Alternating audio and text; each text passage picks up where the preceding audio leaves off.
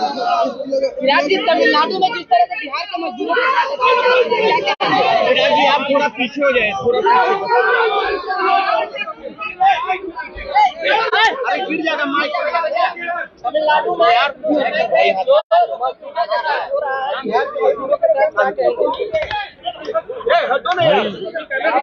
तमिलनाडु से बना है,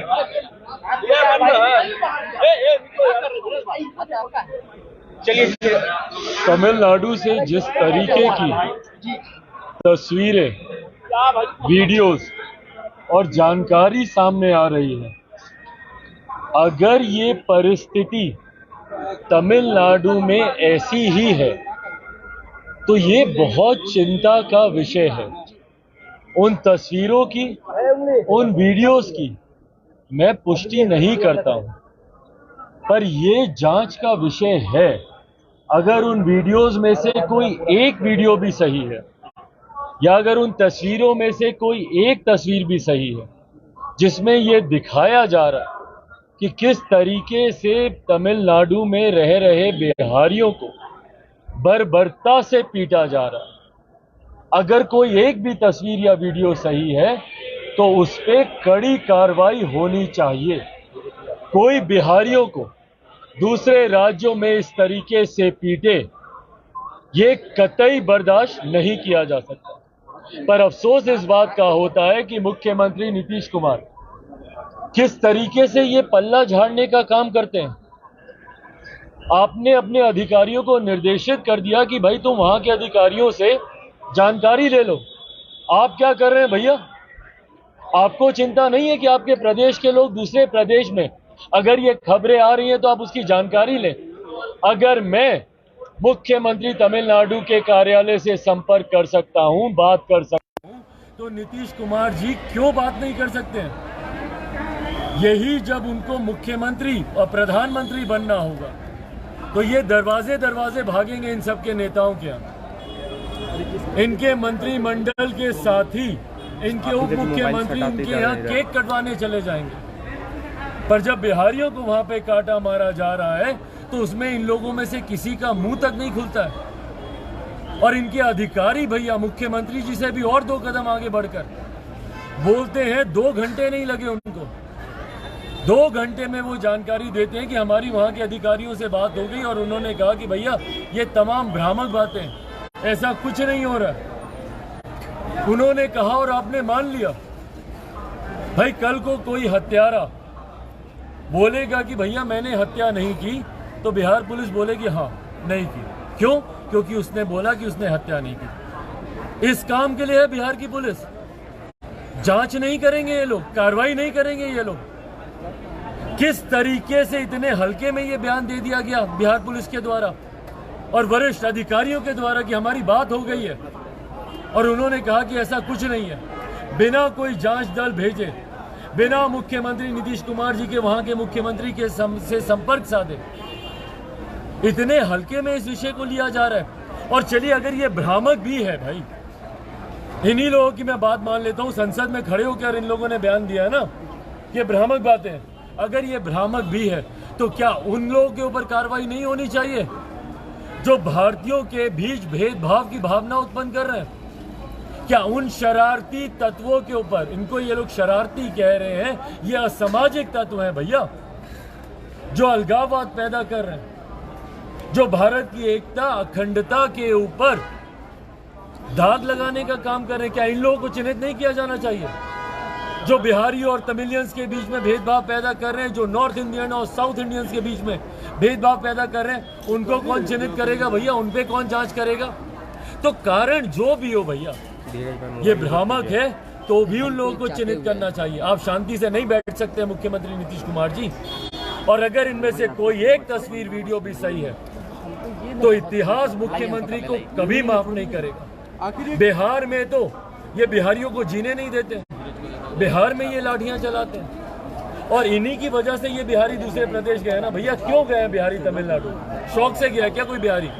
वहां पर जाकर मजदूरी कर रहा है तो मुख्यमंत्री नीतीश कुमार जी की नाकामियों की वजह से, इनकी गलत नीतियों की वजह से बिहारी दूसरे प्रदेश में गया और वहां पर जा रहे हैं, वहां पे भी उनको मारा जा रहा है। तो बताइए भैया बिहारी करे क्या? चिराग जी, कहीं तो सम्मान से जिएगा। आप अपने राज्य में नहीं जीने देते और दूसरे राज्य में वहाँ की सरकारें नहीं जीने देती। यहाँ संशय की कोई बात नहीं है। जो मजदूर वहाँ से आ रहे हैं वो व्यथा बता रहे हैं, कह रहे हैं मारा जा रहा है, हम भागे नहीं हैं, भगाए गए हैं। बिल्कुल सही बात तेजस्वी है। यादव कह रहे हैं कि व्याकुल नहीं होना है, जो नेता विरोधी दल को उन्होंने कहा है सदन में। वहाँ की पुलिस भी मारती है चिराग जी, लोग जो आ रहे हैं कह रहे हैं कि पुलिस भी मिली हुई है। भाई हमारे खुद के पास फोन आ रहे हैं। जिस दिन ये लोग बयान दे रहे हैं ना कि भ्रामक खबरें हैं, मैंने अपने पत्र में भी ये लिखा है, जो मैंने न सिर्फ दोनों प्रदेशों के मुख्यमंत्री को लिखा बल्कि मैंने केंद्रीय गृह मंत्री को भी, उनसे भी मैंने आग्रह किया भैया, क्योंकि बिहार की जनता तो मुख्यमंत्री पर विश्वास करती नहीं है, तो कम से कम केंद्र सरकार मदद करे। मुझे रोज फोन आ रहे हैं भैया कि हम लोग 50 लोग एक जगह पर हैं, हम लोग 25 लोग एक जगह पर हैं, हम लोग को मारा जा रहा है, खाने के लिए नहीं है, बाहर निकलने से हम लोग डर रहे हैं। और ये लोग बिहार की विधानसभा में खड़े होकर ये लोग बोल रहे हैं कि भैया भ्रामक बातें हैं। जो लोग आ रहे हैं अपनी व्यथा बता रहे हैं, उनसे सुनिए भैया। और ये लोग भ्रामक सोशल मीडिया पे ऐसे ही शरारती तत्व, शर्म आनी चाहिए बिहार की सरकार को। मुख्यमंत्री ने कमेटी बनाई है, अब कमेटी बनाई है, पहले निर्देशित कर रहे थे और उसके बाद निर्देशित करने के बाद अधिकारियों ने क्लीन चिट दे दी और अब इनको याद आ रहा है कि भैया हम कमेटी बनाएं। क्यों सर्वदलीय कमेटी को नहीं भेजा जा रहा वहां पर? अपनी राजनीति ये लोग चमका रहे हैं। इनके मंत्रियों के पास समय वहां के मुख्यमंत्री का जाके बर्थडे का केक कटवाने का, ये समय नहीं है कि वहां पे रह रहे बिहारियों से ये लोग जाके मुलाकात कर लें। भाई जो भी हो, जो भी दोषी हो, सख्त से सख्त कार्रवाई करें। मुख्यमंत्री जी इसमें तत्परता दिखाएं। भैया आज तो सरकार में आप भी है ना, दुर्भाग्य की बात है ये कि एक ऐसे मुख्यमंत्री सत्ता में बैठे हुए हैं जिनके पास दूसरे राज्यों में बिहारियों के लिए फुर्सत ही नहीं है। वो वहाँ पे जिए या मरे। घटनाएं सामने आई है लेकिन राज्य सरकार ने कुछ नहीं किया है। पंजाब की बात कर ले, आंध्र प्रदेश की बात कर ले, तमिलनाडु की बात कर ले, तो लगातार हमले हुए हैं। कब तक बिहारियों के ऊपर इस तरह की घटनाएं भाई जब तक मुख्यमंत्री नीतीश कुमार जी रहेंगे, बिहारियों के स्वाभिमान से ये खिलवाड़ करते हैं। इनकी वजह से बिहारी शब्द गाली बन गया, मुख्यमंत्री नीतीश कुमार जी की वजह से। इनकी वजह से बिहारी दूसरे राज्यों में जाने के लिए मजबूर हैं। पलायन के आंकड़े देख लीजिए, इनकी वजह से साल दर साल वो आंकड़े बढ़ते हैं। और अफसोस की बात यह कि उसके बाद उन बिहारियों को सुरक्षा तो दीजिए भैया। इनको मैंने कई बार आग्रह किया कि हर राज्य में, क्योंकि बिहार से ही सबसे ज्यादा पलायन होता है शिक्षा रोजगार के लिए, हर राज्य में गठित कीजिए भैया एक बिहार प्रवासी केंद्र, ताकि बिहारियों को कोई भी समस्या उस राज्य में हो तो उस केंद्र से वो संपर्क करें। कहाँ जाएंगे भैया बिहारी, बताएं ना मुख्यमंत्री जी, या मरने के लिए इन्होंने छोड़ दिया सबको। जितने अहंकार में मुख्यमंत्री है ना और इनकी पूरी सरकार है, इनको लग रहा है कि भैया कोई जिए मरे, जोड़ तोड़ के आंकड़े हम लोग के पास है। यही कारण है कि आज ये तीसरे नंबर की पार्टी बने। और वो दिन दूर नहीं जब जनता दल यूनाइटेड का नामो निशान नहीं बचेगा, इनका कोई नाम लेने वाला नहीं बचेगा। जिस तरीके से ये बिहारी उत्पीड़न के ऊपर ये लोग खामोश रहे। नागालैंड में चाचा भतीजे पर अकेले चिराग जी भारी पड़ गए हैं आप। भाई मैं नागालैंड की जनता का धन्यवाद करूंगा, जिस तरीके से उन्होंने लोक जनशक्ति पार्टी रामविलास पर विश्वास जताया। और भाई ये एक मजबूत विश्वास है, इसको लूक में आया हुआ मत नहीं कहा जा सकता।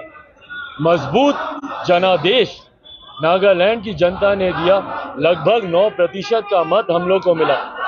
जहां 2 सीटें हम लोग जीते, वहीं 8 सीटों पर हम लोग दूसरे नंबर पर रहे भैया। डायरेक्ट लड़ाई में लोक जनशक्ति पार्टी वहां पे रही। ये अपने में दर्शाता है भैया कि बिहार फर्स्ट, बिहारी फर्स्ट। बिहार में जिस तरीके से लोक जनशक्ति पार्टी रामविलास का जनाधार बढ़ रहा है, उसकी झलक कहीं ना कहीं दूसरे राज्यों में भी जा रही है। और दूसरे राज्यों की जनता भी बिहार के इस विजन पर विश्वास करते हुए ये उम्मीद रख रही है कि उनके राज्य में भी जात पात धर्म मजहब हर चीज से हटकर उनके इश्यूज को प्राथमिकता दी जाएगी, विकास को प्राथमिकता दी जाएगी। और इसीलिए वैसे दल की तरफ लोक जनशक्ति पार्टी रामविलास पर विश्वास कर रही है।